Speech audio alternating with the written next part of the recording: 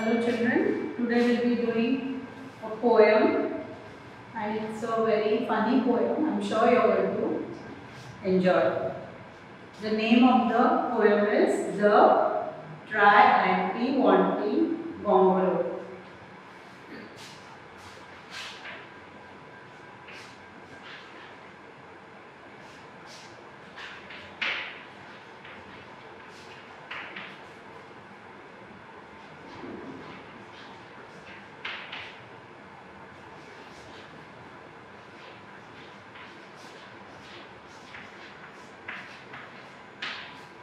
See, it's such a big name.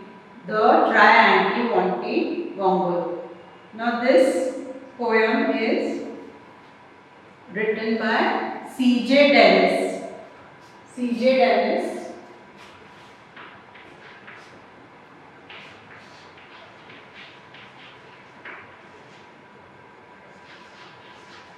was an Australian poet.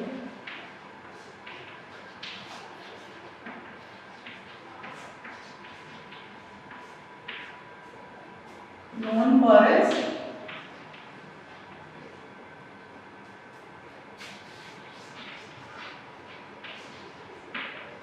humorous poems.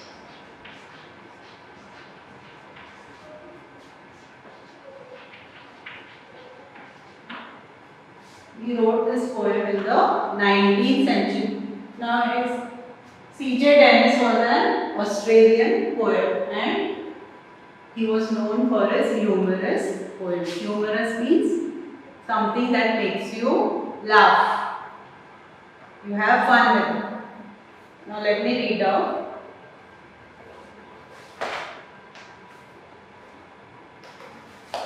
First I'll read out the entire poem and then explain each stanza of the poem. There's a funny insect that you do not often spy. And it isn't quite a spider and it isn't quite a fly. It is something like a beetle and a little like a bee, but nothing like a woolly grub that climbs upon a tree. Its name is quite a hard one, but you will learn it soon, I hope. So try anti-wanty. Try anti-wanty gongolo. You can see the insect here. This is the insect. And maybe this is the poet who is looking at it. Now say. It lives on weeds and wattle gum and has a funny face. Its appetite is hearty and its manners a disgrace. When first you come upon it, it will give you quite a scare. But when you look for it again, you find it isn't there. And unless you call it softly, it will stay away and mope. So try anti-wanty gongolo. And then the third stanza. It trembles if you tickle. It trembles if you tickle it or tread upon its toes. It is not an early riser, but it has a snubbish nose. If you sneer at it or scold it, it will scuttle off in shame. But it purrs and purrs quite proudly if you call it by its name and offer it some sandwiches of sealing wax and soap. So try anti-wanty gongolo. So what is it we offering? It's offering sandwiches of sealing wax and soap. See the picture. But of course you haven't seen it, and I truthfully confess that I haven't seen it either and I don't know its address. For there isn't such an insect, though there really might have been, if the trees and grass were purple and the sky was bottle green. It's just a little joke of mine, which you'll forgive, I hope. Oh, try, try anti-wanty gongolo by C.J. Dennis. Now let me explain. The first stanza says, there's a very funny insect that you do not often spy. Spy means see. And it isn't quite a spider. It is not a spider. And it isn't quite a fly. It's not a fly also. It is something like a beetle and a little like a bee. You must have seen beetles. What are beetles? An insect often large and black, and a bee. But nothing like a woolly grub, but that climbs upon a tree. A grub is a young form of an insect that looks like a small fat worm. Its name is quite a hard one, but you will learn it soon, I hope. So try anti-wanty gongolo. Now second stanza, the poet says, it lives on weeds and wattle gum. Weeds are some unwanted grass which you need to remove from the garden. You see some unwanted grass and you remove that. And wattle gum. Wattle gum is a type of gum found on shrubs and trees and has a funny face. Its appetite is hearty. Appetite is desire to eat. It likes to eat a lot. And its manners are disgrace. Its manners are not at all good. They bring shame to you. When first you come upon it, it will give you quite a scare. When you see it for the first time, you will be really scared that what type of insect is this, which we have never seen before. But when you look for it again, you find it isn't there. So first you will get scared, but when you again look at it, it's not there, it has disappeared.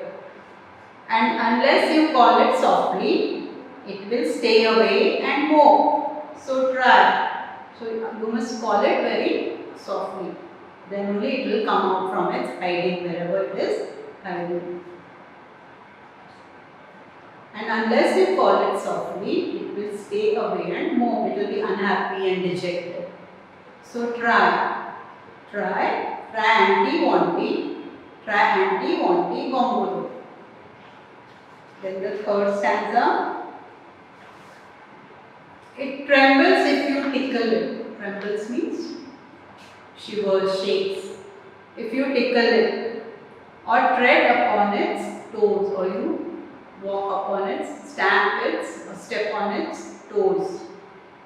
It is not an early riser, but it has a snubbish nose. It is not an early riser, it doesn't wake up early. And it has a snubbish nose. So a snubbish nose is short, fat and turned up at the end. If you sneer at it or scold it, sneer means an unpleasant look or smile. If you sneer at it or scold it, it will scuttle off in shame. But it purrs and purrs quite proudly if you call it by its name. Purrs means it makes a sound. You must have heard a cat making a sound. It is to utter a low murmuring sound. That is called purrs. But it purrs and purrs quite proudly if you call it by its name and offer it some sandwiches of sealing wax and soap. See the sandwich? It is not the normal sandwich which we eat. It is made of sealing wax. Sealing wax is a kind of wax used for closing the letters, sealing the letters. It is red in color. And soap. And offer it some sandwiches of sealing wax and soap. So try anti-wanty gongolo. But of course, you haven't seen it. and I truthfully confess. Have you really seen such an insect? No. But of course you haven't seen it, and I truthfully confess. Confess means he is admitting that he has said something wrong. That I haven't seen it either, and I don't know its address. Now the poet is telling, I truthfully confess, I am admitting that even I haven't seen it, and I don't know where it lives, what is its address. For there isn't such an insect, though there really might have been if the trees and grass were purple and the sky was bottle green. So he says there isn't any such insect, but it might have been there if the trees and grass were purple. Can we have trees and grass of purple color? No. And the sky was bottle green. Even the sky cannot be bottle green. So this is also not possible to have such a type of insect. It's just a little joke of mine, which you will forgive, I hope. Oh, try anti-wanty bongo. He says it's just a joke of mine. I wanted to make everyone happy. So I hope you will forgive for this.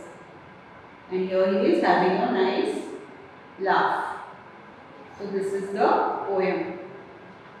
Now let us see. Note that we say its appetite, its manners, and not its appetite or its manners. We will use a bit of grammar.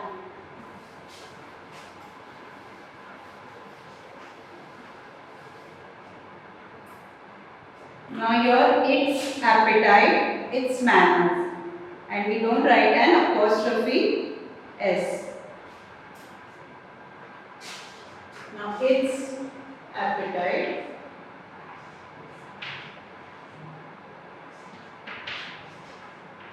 means the insect's appetite. We do not write it as its appetite.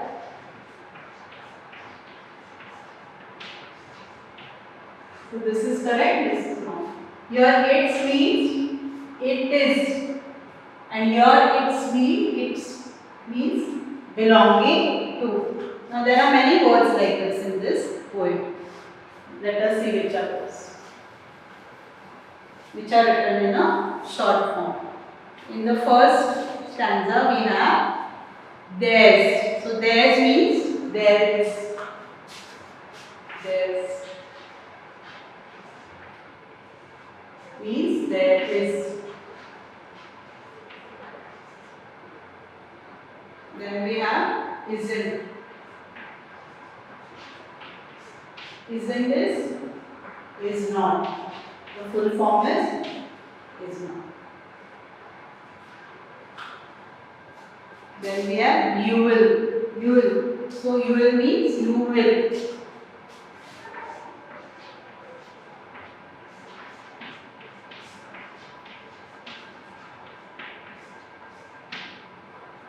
In the second stanza we don't have. It isn't. So find it isn't there. Isn't means is not. That we have already done. Then next, in the third also we don't have. In the fourth we have haven't.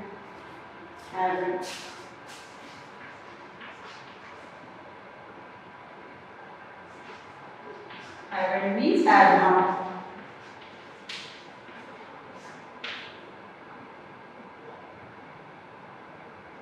Don't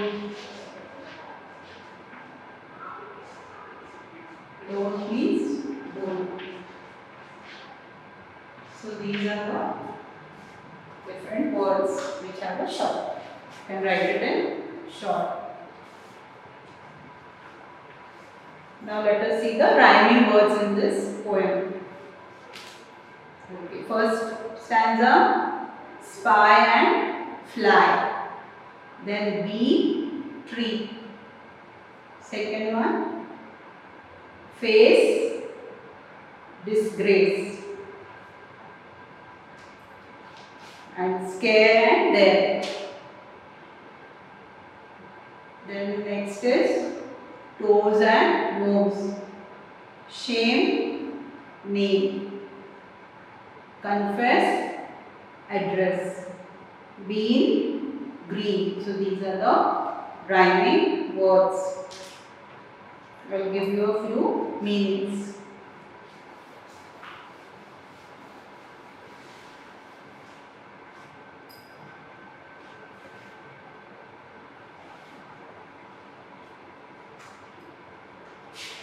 Spy means see.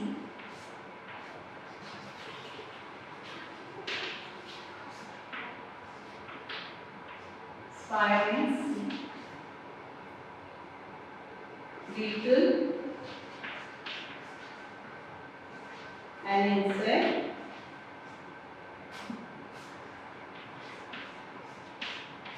Often large and black.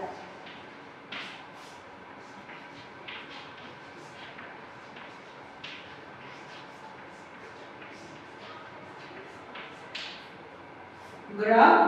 Grub is the young form of an insect that looks like a small, fat worm. Grub.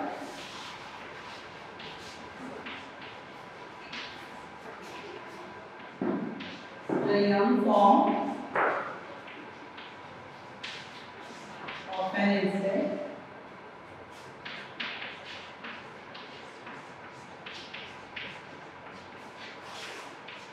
that looks like a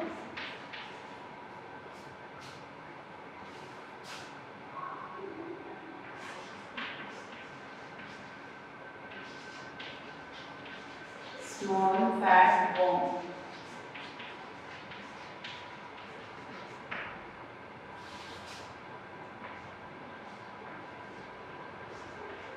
Appetite, desire for food.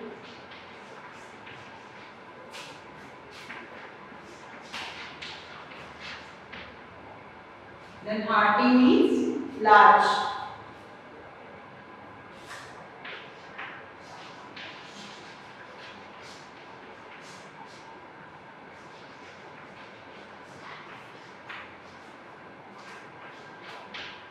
Sneer and unpleasant.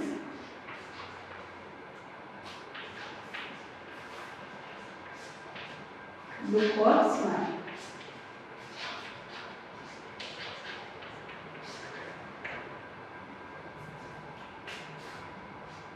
Scuttle is to run with quick, short steps.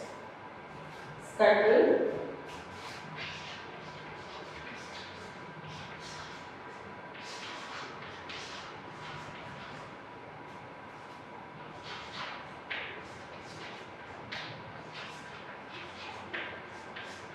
Quick, short steps.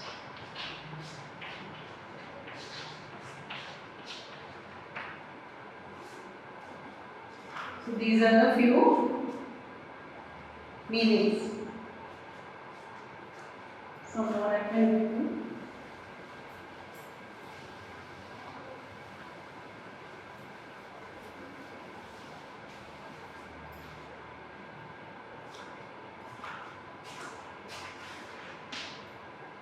Weeds, unwanted drugs.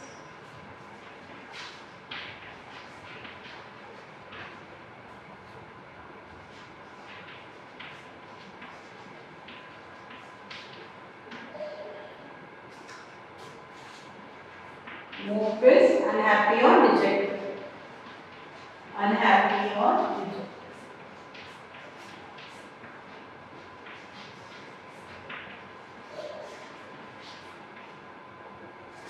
Then tread is step on.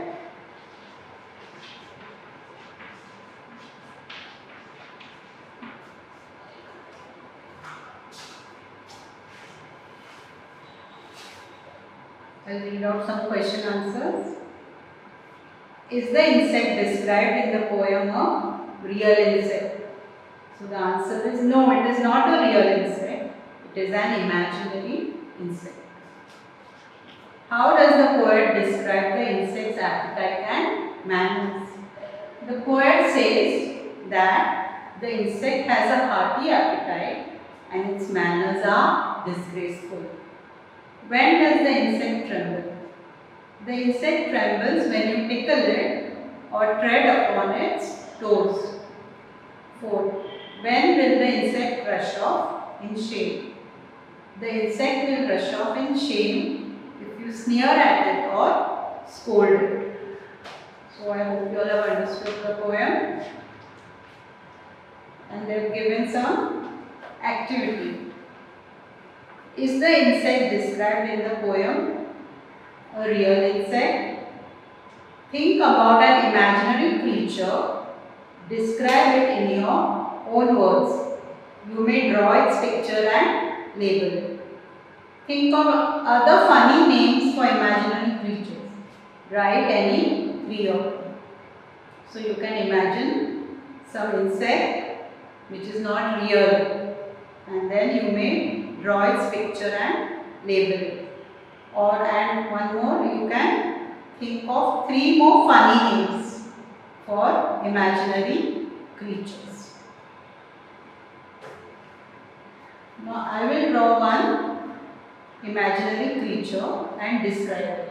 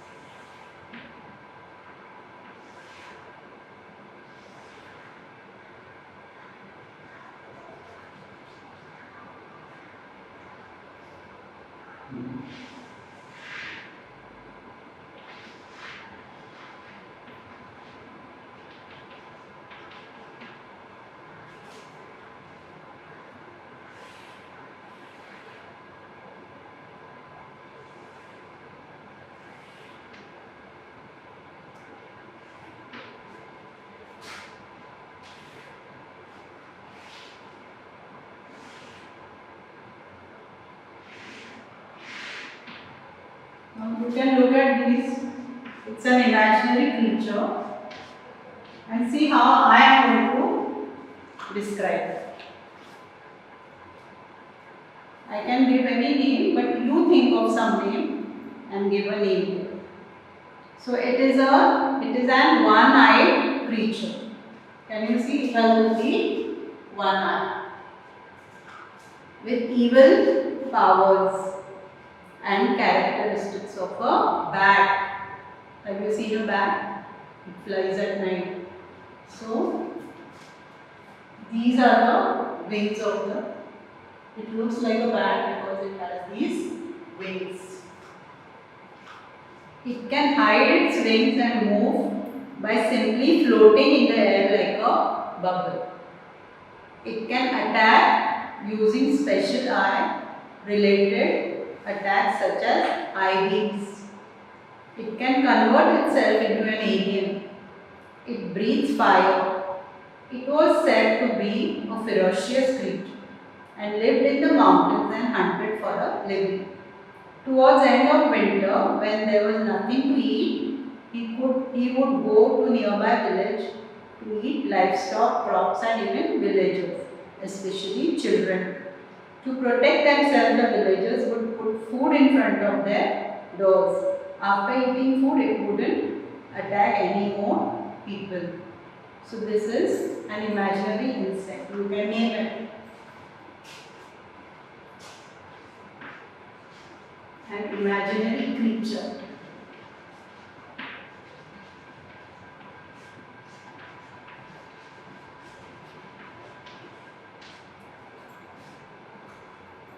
Thank you, children. I hope you enjoyed the poem. You can learn it